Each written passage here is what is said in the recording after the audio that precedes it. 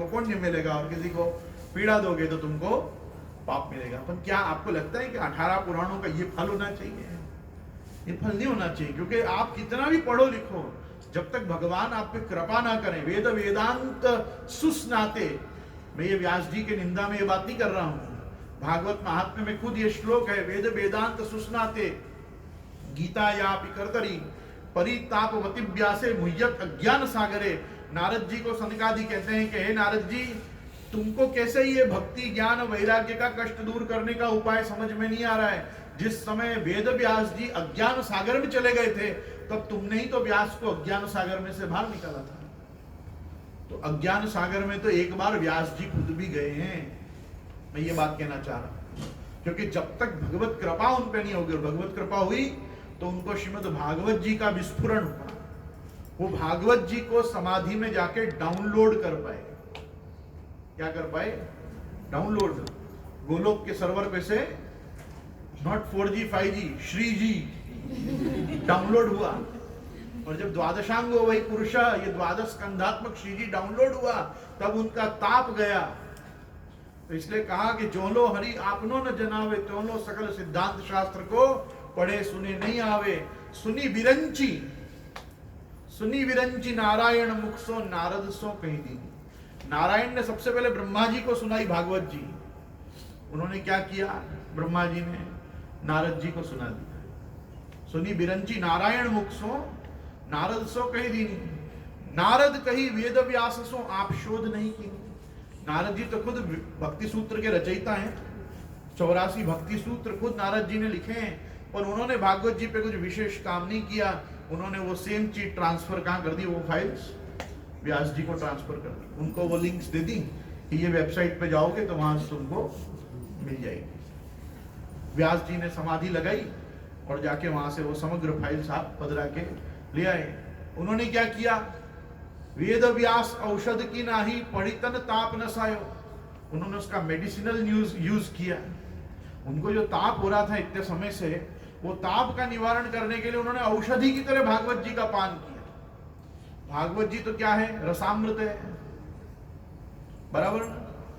पिबत भागवतम रसमालयम मुहुरहो रसिका भूमि भाव का भगवान के वचन है। किसके वचन है?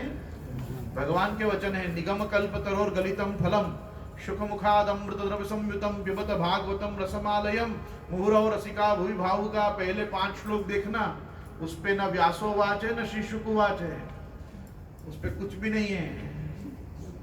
प्रथम स्कंद प्रथम अध्याय सीधा मंत्र शुरू होता है, जन्माद्यस्य तोन्मयात् चार्तेष्व विज्ञस्वराट तेने ब्रह्म हृदय आदि कवये मुह्यन्ति यत् सूरय। उसमें तीसरे श्लोक में आता है निगम कल्प तरोर गलितम फलम शुक मुखाद अमृत द्रव्य संयुतम। और पिबत भागवतम रसमालयम, इसकी सुबोधनी में महाप्रभु जी कहते हैं रसमालयम मतलब हिमालय की तरह रस का घर है, ऐसा नहीं है। रसमालयम का अर्थ होता है जब तक तुम्हारा लय ना हो, जब तक तुम न मरो तब तक ये रस पान करते रहो, ये ऐसा महान रस है। ये पिबत भागवतम रसमालयम। उन्होंने वो रस को रस की तरह रसास्वादन नहीं किया, उन्होंने औषधि की तरह लिया। और वेद व्यास जी ने क्या किया कि वेद व्यास औषध की नाही पढ़ी तन ताप नसायो। और उनते सुने मुनि शुकदेवा परीक्षित को जो सुनाए। उनसे शुकदेव जी ने सुना और शुकदेव जी ने राजा परीक्षित को सुना। परीक्षित ने कैसा सुना, उसके लिए तो खुद प्राचीन टीकाकार ऐसा लिखते हैं कि व्यासम वेत्ति शुकम वेत्ति राजा वेत्ति न वेत्ति वा। राजा समझा कि नहीं समझा हमको नहीं मालूम। राजा समझा के व्यास जी समझे, सुखदेव जी समझे, पर राजा समझे कि नहीं समझे नहीं मालूम। ये कीर्तन भी ऐसा ही कुछ कहता है कि उनते सुने मुनि शुकदेवा परीक्षित को जो सुनायो। अब परीक्षित कौन है? नृपति है। नृपति होता है राजा, राजा परीक्षित। सुनी नृपति ब्रज की लीला। सुन नृपति यह ब्रज की लीला। दशम कही शुकदेवा।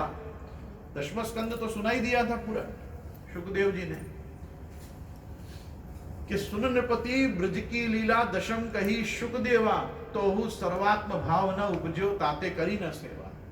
दशम स्कंद तो 5वें दिन पूरा हो गया, 6वें दिन पूरा हो गया। यूं कहो तो चाहते तो कह सकते थे कि 2 दिन सेवा करियो। क्या करियो? तो सेवा करना। कि ब्रजलीला सुन के उपजना क्या चाहिए? सेवा का भाव उपजना चाहिए। हरिर्हिर साध्यते भक्त्या प्रमाणम तत्र गोपी कहा। गोपीजनों के वेणु गीत, युगल गीत, गोपी गीत, भ्रमर गीत सब सुन लिए। अब उतना सब स्फुरण होने के बाद तो सीधे सेवा की इच्छा उत्कंठा होनी चाहिए।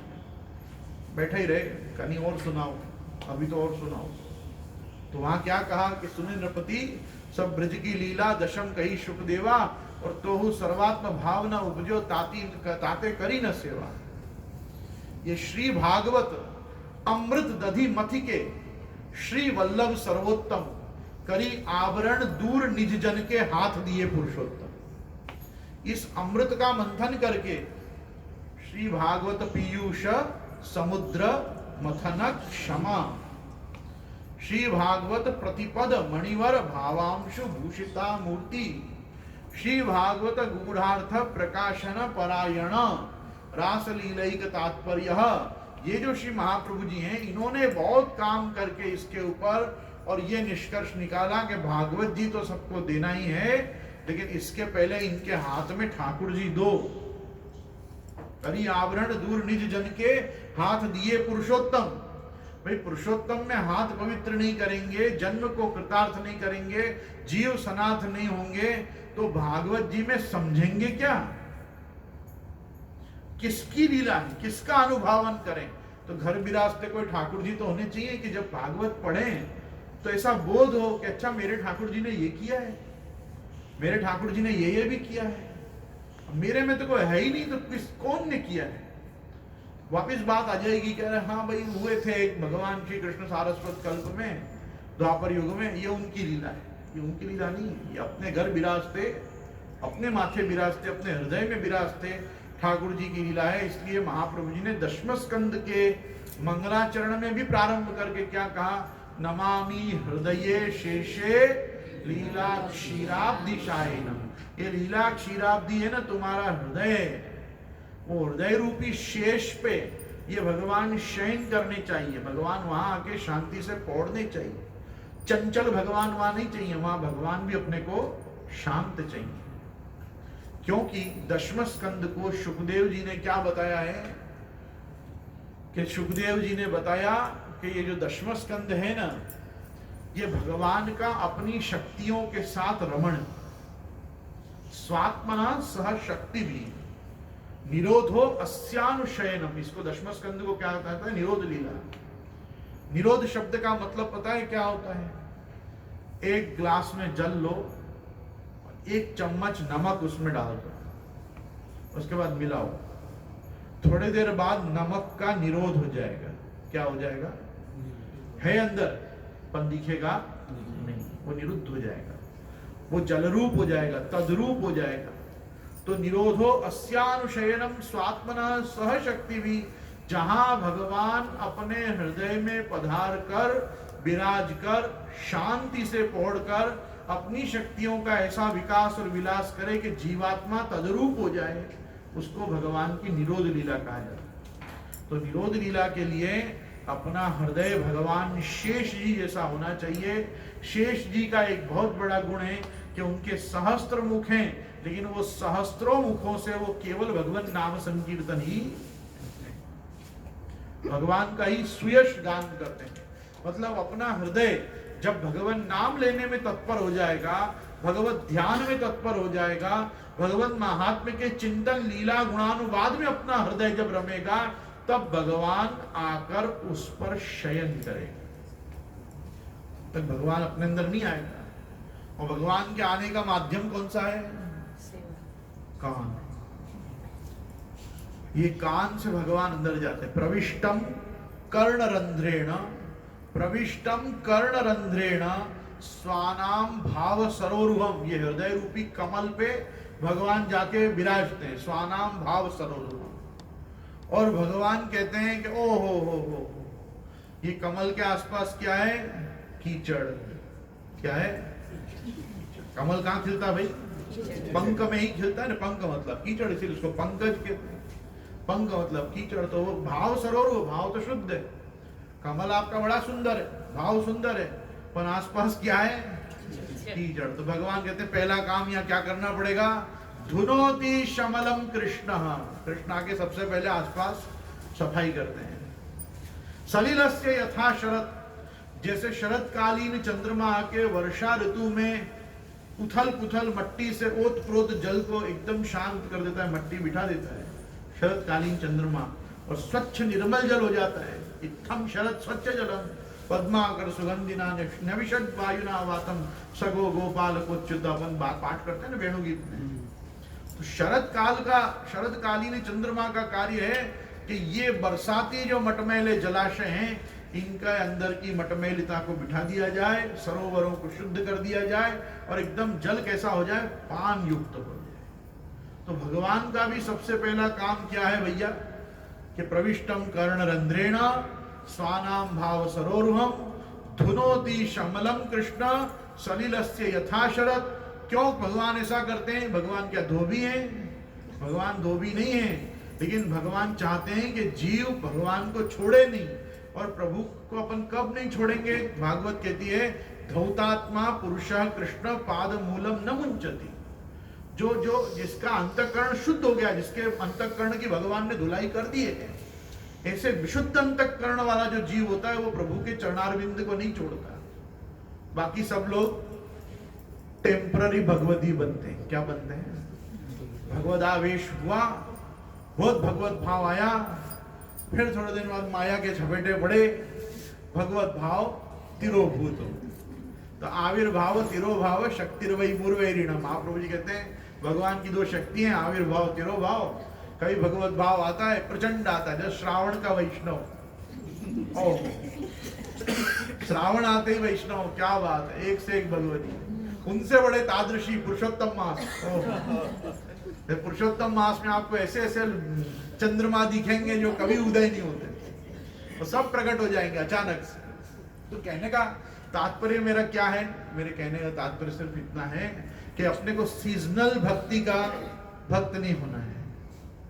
अपनी भक्ति ever shine, ever time, everywhere, always वाली भक्ति का अपना मार्ग है। ये भगवान को कार्य कराने देना चाहिए कि प्रभु मेरे अंतःकरण में आओ, थोड़ी धुलाई करो, जो कलिमल कलुष जो पंख वहां जमा हो गया है उस हम पामर जीवों में से उसको दो, और उसके लिए भी भगवान नाम, भगवत लीलानुगुणानुवाद। देखो, सुषुम्ना मार्ग संचारी देहस्यांतर संस्थिता। भगवान ये सुषुम्ना मार्ग से भी संचरण करके और देहस्यांतर संस्थिता, अंतरात्मा में जाके भगवान बैठते हैं।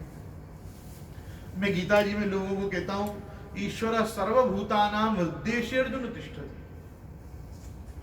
हृदय देश में अर्जुन ईश्वर जाके विराजता है, ऐसा भगवान का अर्जुन के प्रति वचन है। प्राणी मात्र के हृदय में प्रभु विराज ही रहा है। इसीलिए वेदों ने कहा यो यदंश सतम भजे, जो जिसका अंश हो वो उसका भजन करे। अपन भगवान के अंश हैं, इसलिए भगवान के भजन की अपने को स्वतंत्रता नैसर्गिक रूप से मिली हुई है। आपने दो शब्द सुने होंगे, एक फंडामेंटल राइट और एक कॉन्स्टिट्यूशनल राइट। फंडामेंटल राइट का मतलब होता है कि जो राइट हम कभी भी कहीं भी कैसे भी एक्सरसाइज कर सकते हैं, वो हमारा फंडामेंटल राइट। और एक होता है कॉन्स्टिट्यूशनल राइट, कि आपको संविधान वो अधिकार देता है कि आप ये कर सकते हो। तो जो कृष्ण भक्ति है ना, कृष्ण भक्ति, ये ठाकुर जी की, भगवान श्री कृष्ण की जो कृष्ण भक्ति है, ये प्राणी मात्र का फंडामेंटल राइट है। कोई भी कभी भी कहीं भी कैसे भी भगवान की भक्ति कर सकता है। लेकिन अगर उसको पुष्टि पुरुषोत्तम परात्पर परम ब्रह्म की सेवा, महाप्रभु जी की सेवा प्रणाली का अनुसार करनी है, तो उसको कॉन्स्टिट्यूशनल राइट ब्रह्म संबंध के बाद मिलता है। लोग हमेशा ये बात पूछते हैं, ब्रह्म संबंध नहीं लिया तो क्या हम कृष्ण भक्ति नहीं कर सकते? कर सकते हो भाई, फंडामेंटल राइट है। पर फंडामेंटल राइट को आप आपातकालीन परिस्थिति में एक्सरसाइज नहीं कर सकते। 114 नंबर की धारा लगे बाद आप नहीं कर सकते। फंडामेंटल राइट को आप गवर्नर्स रूल आने के बाद, स्टेट में प्रेसिडेंट रूल आने के बाद नहीं कर सकते। भले फंडामेंटल हो, तब कॉन्स्टिट्यूशनल राइट ही काम आएंगे। और जिस समय देश, काल, द्रव्य, मंत्र, कर्ता, कर्म, षट साधन दूषित पड़े हों, तब फंडामेंटल राइट से कृष्ण भक्ति नहीं हो पाएगी। कोई न कोई संप्रदाय के अधीन आकर गुरु करके उनके अनुग्रह द्वारा उपदिष्ट मार्ग से भगवत सेवा का मंडान विधान घर में करने से आपके कॉन्स्टिट्यूशनल राइट के तहत फंडामेंटल राइट की रक्षा हो। इसलिए संप्रदाय जरूरी है, इसलिए गुरु जरूरी है, इसलिए ठाकुर जी की उपासना पद्धति का एक मार्ग जरूरी है कि जिस मार्ग के अनुसंधान और अनुसार हम कुछ करें। कहीं से भी उठे, कहीं भी आए, करे मुझे यही ठीक लग रहा है, मैं यही करूंगा क्योंकि मेरा मन ऐसा कह रहा है, ऐसा नहीं है। ऐसे संप्रदाय नहीं चलते हैं। संप्रदाय एक अनुशासन पद्धति है, संप्रदाय एक संविधान है। वो संविधान के प्रवर्तक आचार्य जो होते हैं, वो लोग जो लॉज बनाते हैं, उन्होंने जो प्रियम्बल स्थापित किया है उसके अंदर ठीक है, देश काल और परिस्थिति के हिसाब से सर्टन लॉ मिनिस्टर्स हैं, वो लॉ में अमेंडमेंट्स लाते हैं, पर उन लॉ को अपन मोल्ड कर सकते हैं, उनको अपन रीफ्रेज रीफर्निश कर सकते हैं। अपन उसको चैलेंज नहीं कर सकते, अपन उस व्यवस्था को बिगाड़ नहीं सकते, अपन उस लॉज को, उस जुडिशरी सिस्टम को अपन लैप्स नहीं कर सकते, उसको कोलैप्स करने की ताकत अपने में नहीं होती। क्यों? क्योंकि अपन कोई संप्रदाय को लेके नहीं चल रहे हैं, अपन अपनी आत्मोद्धार की एक प्रक्रिया में एक व्यवस्था को मान रहे हैं। संप्रदायों का चयन कैसा है? संप्रदायों का चयन ऐसा है, आपको एलोपैथी में विश्वास है, आप एलोपैथी में चले जाओ। आपको होम्योपैथी सूट कर रही है, आप होम्योपैथी में चले जाओ। आपको आयुर्वेदिक में विश्वास है, आप आयुर्वेदिक ले लो। आपको यूनानी दवाएं ठीक पड़ती हैं तो आप ईरानी मेडिसिन ले लो। ये तो आपके ऊपर निर्भर करता है कि आपकी बॉडी को कौन सा साइंस सूट करता है और उसके अनुरूप कौन सी मेडिसिन आपको लेनी है। किसी को गणपति की भक्ति करनी है, किसी को शिव की उपासना करनी है, किसी को राम भक्ति करनी है, किसी को देवी का भक्त होना है, किसी को कृष्ण भक्ति करनी है। आप कोई व्यक्ति किसी फैमिली में पैदा हो गया तो उससे जबरदस्ती कैसे कर सकते हो कि क्योंकि तू बॉर्न एंड ब्रॉट अप इस फैमिली में है तो तू यही भक्ति करेगा और कोई भक्ति तू नहीं कर सकता। ऐसा आप उस पर अत्याचार नहीं कर सकते हो और ना करना चाहिए। इसलिए किसी को भी ये नहीं कहा जा सकता है क्योंकि तुम इस परिवार में और इस घर के बेटे हो इसलिए तुमको कंठी लेना, ब्रह्म संबंध लेना जरूरी है। तो उसको ये मत कहो, उसको ये बताओ कि पुष्टि मार्गीय पद्धति से कृष्णोपासना की जो विधा प्रक्रिया महाप्रभु वल्लभाचार्य चरण ने स्थापित की है उसके अनुसार तुमको कृष्ण सेवा करनी है तो कंठी ब्रह्म संबंध जरूरी है। अरे जिसको ड्राइविंग ही नहीं करनी उसको ड्राइविंग लाइसेंस दिवाने पे क्यों तक तुले हुए हो? उसको नहीं चलानी है गाड़ी, उसको नहीं है लाइसेंस की आवश्यकता, उसको गाड़ी चलानी होगी तब वो लाइसेंस लेगा। ये जो एलिजिबिलिटी उसकी बन रही है ये किसके लिए बन रही है? संप्रदाय में आप किसके लिए ला रहे? अब लोग हमारे पास आते हैं, हम चंपारण जा रहे हैं इसलिए इसको ब्रह्म संबंध दे दो ताकि वो झारी भर पाए। वो मेरे पूर्वज महाप्रभु वल्लभाचार्य चरण जगत भर के प्यासे वहां विराज रहे हैं, जो झारी इतनी पी के ही संतुष्ट होंगे और कोई ढंग से उनको संतोष नहीं हो पाएगा। भगवान का नहीं क्या लॉजिक है? किसी को किसी की झारी भरनी है तो उसको ब्रह्म संबंधी हो जाना। महाप्रभु जी ने इसे कभी कोई आग्रह रखा कि ब्रह्म संबंधी हो मेरी झारी भरे? मुझे तो कहीं वार्ता में नहीं देखा ये लॉजिक कि पूरी वार्ता में ऐसा कोई सिद्धांत बना हो कि जहां महाप्रभु जी की झारी। अच्छा, आश्चर्य की मैं आपको बात बताना चाहूंगा, अभी थोड़ा विषयांतर होगा, आई एम सॉरी, लेकिन विषयांतर में इतना कहूंगा। आपको पता है महाप्रभु जी ने कभी झारी से जल नहीं पिया जिंदगी में। यावत जन्म, जितने समय आप भूतल पे विराजे, आप ब्राह्मण रहे, लोटी से जल पीते। हम ब्राह्मण कैसे जल पीते हैं?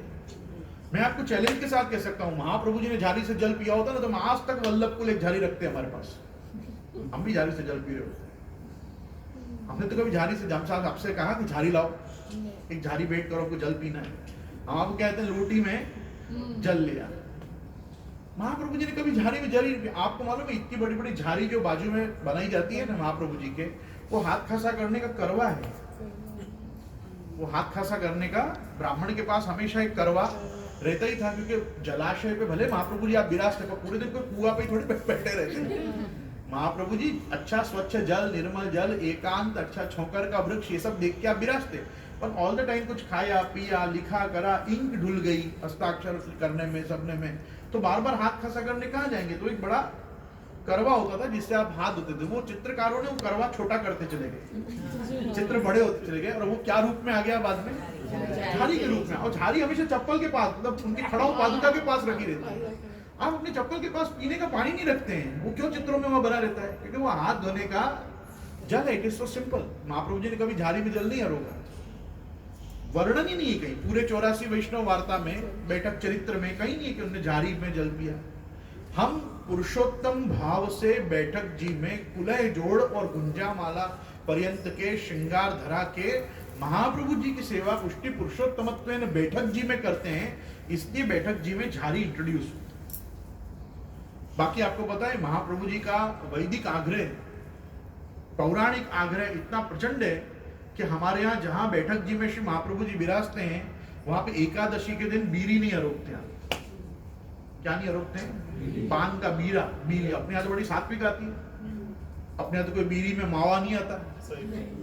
अपनी बीरी तो कितनी सात्विक होती है, तो भी क्योंकि पान खाना एक व्यसन है, पान खाना एक व्यसन है, तो एकादशी को आप व्यसन भी नहीं करते, मतलब उतना भी व्यसन नहीं। उस दिन इलायची और लौंग की कटोरी रहती है, आपके जो भी भोग आदि सरें करें, उसके बाद भले फलार के ही भोग आए हों, पर जब तांबुल धरने का समय आवे बैठक जी में, तो मैं तो 3 साल रहा हूँ लगातार हमारे नासिक की बैठक जी में, मुझे ये बात का इल्म है, जानकारी है कि हमारे को उस दिन इलायची और लौंग की कटोरी दी जाती थी कि आज महाप्रभु जी बीड़ा थोड़ी अरोगेंगे, आज तो 11 से, आज बीड़ा नहीं आवे।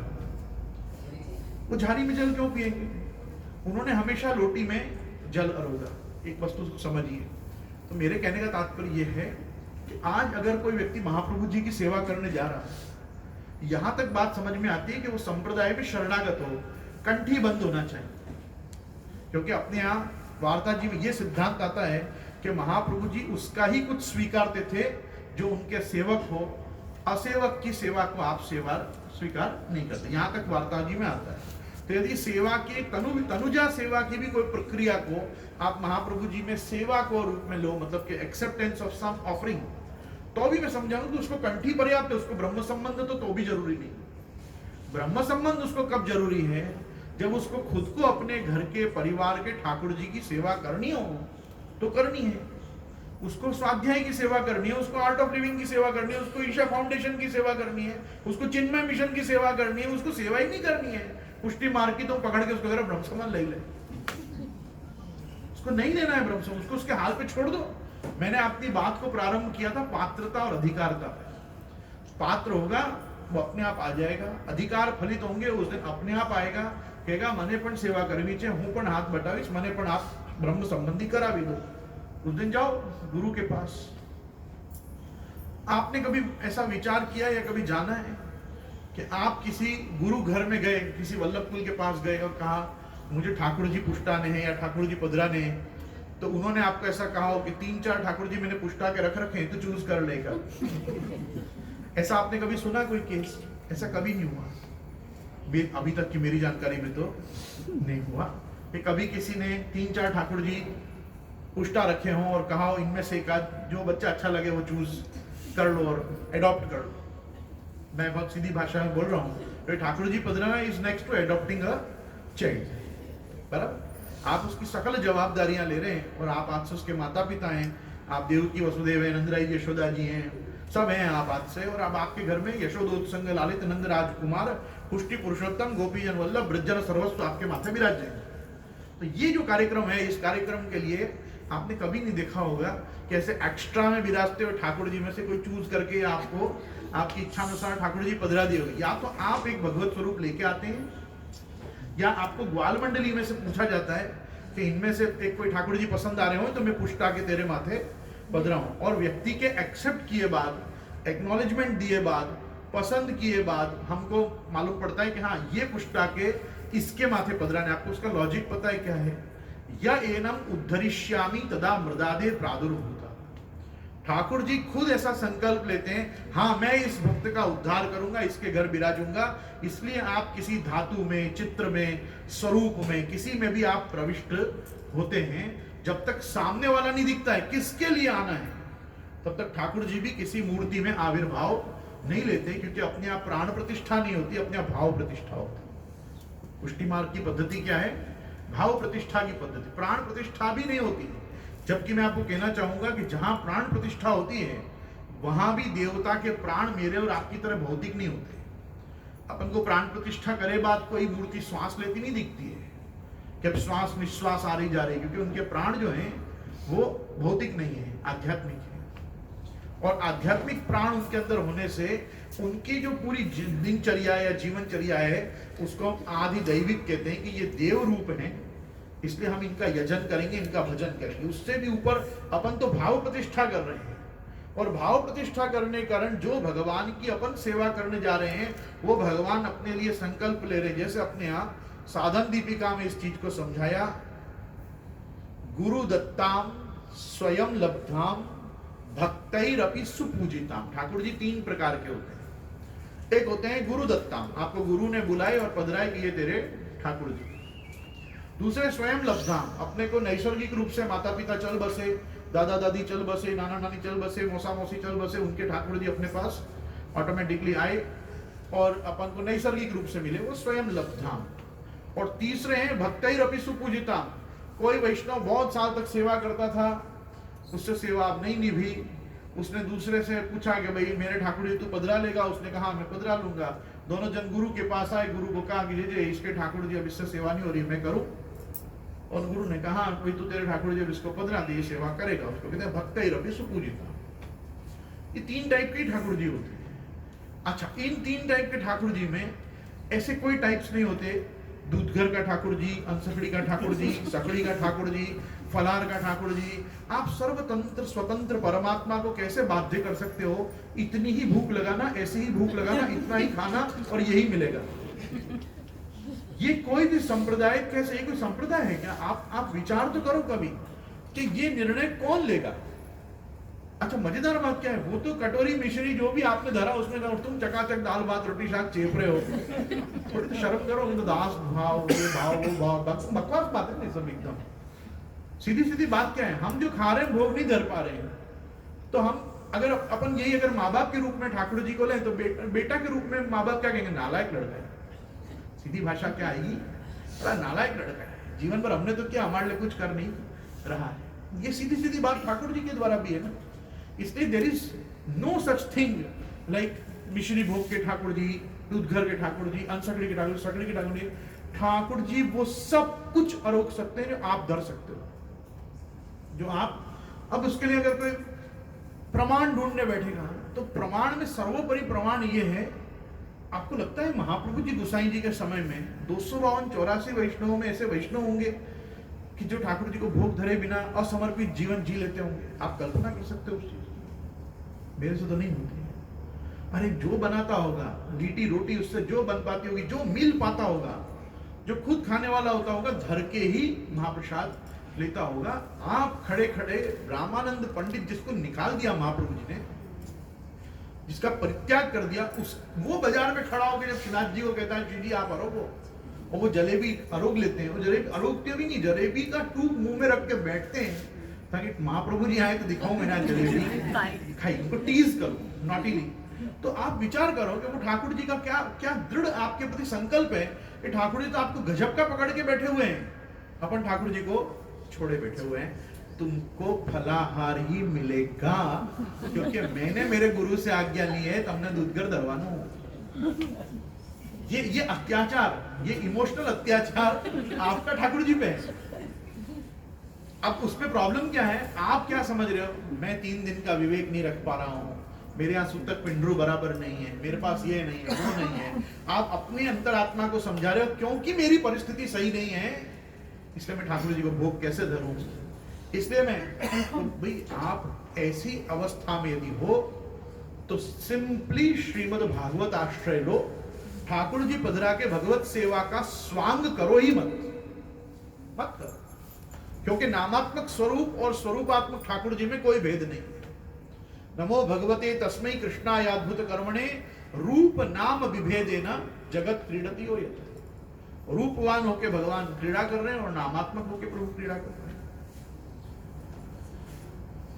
मैं तो ये बात समझ नहीं पाता हूँ। सुबोधनी के प्रारंभ में भी श्री महाप्रभु जी आज्ञा करते हैं, वंदे श्री कृष्ण देवम मुर नरक अभिधम वेद वेदांत वेद्यम लोके भक्ति प्रसिद्ध यदुकुल जलदौ प्रादुरासीद पार यस्यासीद रूपमेव त्रिभुवन तरणे यच्च भक्ति स्वतंत्रम शास्त्रम रूपम च लोके प्रकटयति मुदा यह सनोभूति हेतु। भगवान के 2 ही रूप होते हैं, एक शास्त्र रूप और एक रूपवान मूर्ति रूप या साकृति रूप। मूर्ति तो मैं नहीं कहूंगा, साकार ब्रह्म साकृति रूप, ये दो ही रूप में भगवान विराजते हैं, जिससे देश काल द्रव्य मंत्र कर्ता कर्म धर्म अर्थ काम मोक्ष किसी भी साधन के दूषित होने के कारण, सूतक पिंडरू अटकाव आदि नहीं निभने के कारण, म्लेच्छ देश में वास होने के कारण, आसपास यवनाक्रांत होने के कारण, अपनी बुद्धि में विषयाक्रांत होने के कारण, किसी भी कारणों से यदि भगवत सेवा न निभ रही हो तो उसको सिंपली भगवत गीता का, भागवत जी का, पुरुषोत्तम सहस्र नाम के पाठ आदि का आश्रय लेना चाहिए।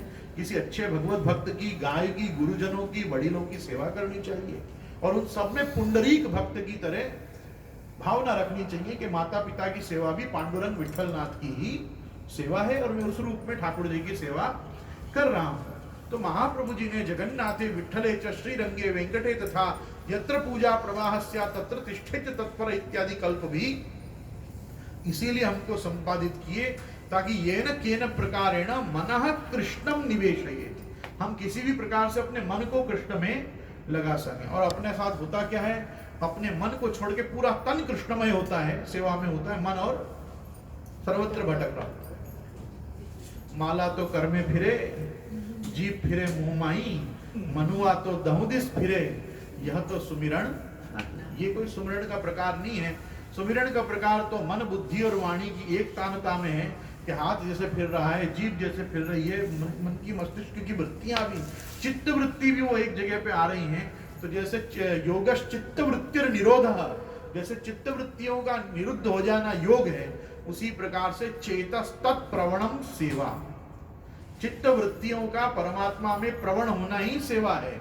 अपन सब कुछ करते कराते भी अपनी चित्त वृत्ति यदि सेवा में आ नहीं पा रही है तो वो सेवा का कार्यक्रम जो है वो कुछ कर्म मार्गी है, ज्ञान मार्गी चल रहा है, भक्ति मार्गी तो नहीं चल रहा है। हो सकता है उपासना मार्गी हो, ज्ञान मार्गी हो, कर्म मार्गी हो, लेकिन वो कब जाके सेवा बनेगा, जब चित्त वृत्तियों का प्रवण सेवा में होगा। एक अपने यहाँ का पुष्टि मार्ग का बहुत बड़ा कॉन्सेप्ट जिसने पुष्टि मार्ग का बेड़ा गर्क कर दिया, पुष्टि मार्ग रूपी जहाज डुबा दिया, अपरस। क्या चीज है अपरस? बराबर, आधे लोग अपरस में रहते हैं, आधे लोग सबरस में रहते हैं, आधे लोग काय में रहते हैं? अपरस में, आधे लोग सबरस में, बहुत कम कृष्ण रस में, बहुत कम। पूरी सेवा के अनुष्ठान में, अनुसंधान में कृष्ण रस का आविर्भाव सबसे कम होता है। और आप देखोगे अपरसी लोग गुस्सा में रहते हैं, काय में रहते हैं? वो मालूम नहीं क्यों परिवार के लोगों को भी पशुपालवत हाँकते हैं, वो टाइप की वृत्ति होती है, वो आपको कैसे भी दूर करने का प्रयास करते हैं। वो अपरस में, मैं अपरस से बहुत डरता हूँ पर्सनली, मुझे अपरस से बहुत डर लगता है क्योंकि वो कृष्ण रस से अपने को विमुख कर देता है। अपन जिस कृष्ण रस में आना चाहते हैं, जिसके लिए हम सब रस छोड़ के आना चाहते हैं, उस अपरस में हम नहीं आ पाते। अब वो कहाँ का अपरस है, डाउन रस है, मुझे वो नहीं मालूम, लेकिन मैं इतना जरूर कहूंगा कि ये अपरस का जो सिद्धांत था, इसमें पुष्टि मार्गी लोग एक निष्कर्ष पे नहीं आ पाए कि अपरस एक व्यवस्था है कि अवस्था है। सोचना इस विषय में, ये आपको मेरी तरफ से होमवर्क है। क्या है? अपरस एक व्यवस्था है कि एक अवस्था है? एक अवस्था का नाम अपरस है, एक व्यवस्था का नाम अपरस है। यदि व्यवस्था का नाम अपरस है तो ये अब कभी भी सुधरने वाली नहीं। जो लोगों का जनजीवन, जो लोगों की लाइफस्टाइल, जो लोगों के जीवन जीने का ढर्रा हो चुका है, उसके बाद अपरस अब कभी होने वाली नहीं। अब आपको या तो सबरस अवेलेबल है या कृष्ण रस अवेलेबल है, आप उसमें चूज कर लो आपको क्या चाहिए। ये पुष्टि मार्ग के पास दो ही चीज आपको ऑफर करने के लिए। मैं बहुत आपको सीधी सीधी बात, इस समय अनाचार धर्म को प्रवृत्त नहीं कर रहा हूं, मैं हृदय से विश्वास रखता हूं आचारो परमो धर्म, आचार विचार परम धर्म है। पर आचार विचार के कारण यदि समाज और परिवार के लोग विमुख होते हो तो ऐसे आचार विचार का परित्याग करके लोगों की सन्मुखता पे ध्यान देना पुष्टि मार्गी का प्रथम कर्तव्य है। पुष्टि मार्गी का प्रथम कर्तव्य है कि हमारे संघ के लोग आए, क्योंकि मैं वापस ये बात कहना चाहूंगा, पुष्टि मार्ग ही एकमात्र संप्रदाय है जिसमें संसार को अनुकूल बताया गया, संसार को प्रतिकूल नहीं बताया गया। आपको घर परिवार, पत्नी, माता पिता, पुत्र पुत्री सबको रखने की, करने की, इन संबंधों को निर्वाह करने की आपको एक प्रावधान दिया गया है कि आप सब बसाओ, सब बनाओ, सब करो। विरक्तों की तरह भी मत रहो, गृहस्थ रहो, सुसंपन्न हो। मैं तो लोगों को कहता हूं कि सेवा बहुत कॉस्टली अफेयर है। सेवा में केसर चाहिए, इलायची चाहिए, घी चाहिए, बर्फ चाहिए, जरी चाहिए, रंग चाहिए, सुगंधी चाहिए, कोई चीज आप देखोगे, टेक्सटाइल चाहिए, फूड चाहिए। क्या सस्ता है बताओ? पुष्टि मार्ग में सारा साहित्य ठाकुर जी का वुडन होता है, सबसे कॉस्टली है, प्लास्टिक का कुछ नहीं आता। क्यों? सेवा एक बहुत कॉस्टली अफेयर है। समर्थ सदगृहस्थ ही सेवा का मंडाण बराबर ढंग से कर सकते हैं। तो कोई आपको नहीं कहेगा कि ऑफिस मत जाओ, फैक्ट्री मत चलाओ, इंडस्ट्री मत चलाओ, ऑफिस मत जाओ, जॉब मत करो, सेवा करो। नहीं, आपको कहेंगे पहले वहां जाओ ताकि इस सेवा के संसाधन जुटा सके, और ये सेवा के संसाधन जुटा के सेवा में आओ। तो जो लोगों का आवाहन किया गया है, वो जो लोगों का आवाहन किया गया है, वो आवाहन लोगों को संपन्नता की ओर किया गया, उनको विपन्नता की ओर नहीं ले जाया गया है कि सेवा करने वाले को केवल धोती पहन के नहीं बैठे रहना है। उसको धोती के ऊपर भी बहुत चीजें पहननी पड़ेंगी, तब जाके वो सेवा के समर्थ हो पाएगा, लायक हो पाएगा। सेवा करने के लिए व्यक्ति पैसे वाला होना बहुत जरूरी है। तो इसलिए संप्रदाय ने कभी तुमको गरीबी भी नहीं सिखाई, संप्रदाय ने तुमको अमीरी दिखाई। तो मैंने अगर चांदी की हटड़ी बसाई तो तुमको कहा आप सोने को बंगला कर, सोना का बंगला बसाया तो आपको हुआ कि अब मैं मीना का बंगला बसाऊं, मीना का बंगला बसाया तो अब जड़ाऊ का बंगला बसाऊं। आप ठाकुर जी की साज साहित्य को एनहांस ही करते रहने की आप सोचते हो, क्योंकि अपनी वृत्ति ही वो प्रकार की बनाई गई है कि ठाकुर जी के स्टैंडर्ड, सेवा के स्टैंडर्ड को अपलिफ्ट किया जाए। और वो अपलिफ्ट कब होगा? जब अपना खुद का आदि भौतिक लौकिक स्टैंडर्ड सबल होगा, तब वो हो पाएगा। तो महाप्रभु जी के मार्ग में क्या ऐसी वस्तु है कि जो अपने को श्री और संपन्नता से दूर ले जाती हो?